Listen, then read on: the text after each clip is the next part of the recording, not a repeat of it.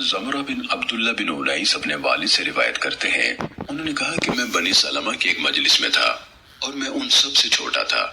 انہوں نے کہا، کون ہے جو رسول اللہ صلی اللہ علیہ وسلم سے ہمارے لیے لیلۃ القدر کے متعلق پوچھ آئے؟ اور یہ رمضان کی 21ویں تاریخ کی صبح تھی۔ بس میں نکلا اور مغرب کی نماز رسول اللہ صلی اللہ علیہ وسلم کے ساتھ پڑھی۔ پھر میں آپ کے گھر کے دروازے پر کھڑا ہو گیا۔ آپ میرے پاس سے گزرے تو فرمایا، اندر آ جاؤ۔ میں اندر چلا گیا۔ آپ کو عشائیہ پیش کیا گیا۔ مجھے یاد ہے کہ میں کھانا کم ہونے کی وجہ سے جھجک رہا تھا، یعنی بہت کم کھا رہا تھا۔ جب فارغ ہو گئے تو فرمایا، مجھے میرے جوتے دو۔ چنانچہ آپ کھڑے ہو گئے اور میں بھی آپ کے ساتھ اٹھ کھڑا ہوا۔ آپ نے فرمایا، شاید تم کسی کام سے آئے تھے۔ میں نے عرض کیا، ہاں، بنی سلمہ کی ایک جماعت نے مجھے آپ کی خدمت میں بھیجا ہے۔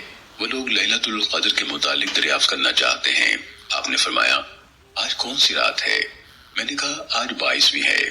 آپ نے فرمایا، یہی رات ہے۔ پھر آپ نے اپنی بات دہرائی اور فرمایا، اگلی رات ہے، یعنی 23ویں رات۔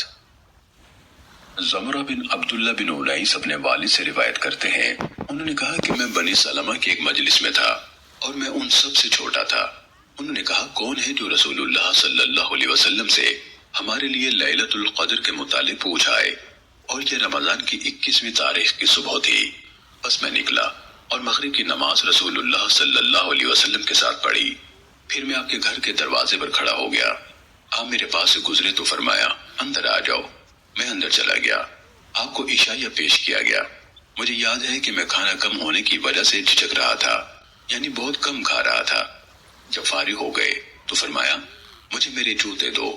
چنانچہ آپ کھڑے ہو گئے اور میں بھی آپ کے ساتھ اٹھ کھڑا ہوا۔ آپ نے فرمایا، شاید تم کسی کام سے آئے تھے۔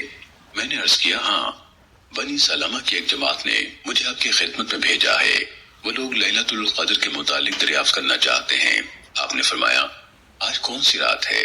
میں نے کہا، آج 22ویں ہے۔ آپ نے فرمایا، یہی رات ہے۔ پھر آپ نے اپنی بات دہرائی اور فرمایا، اگلی رات ہے، یعنی 23ویں رات۔ سنن ابو داود حدیث نمبر 1379۔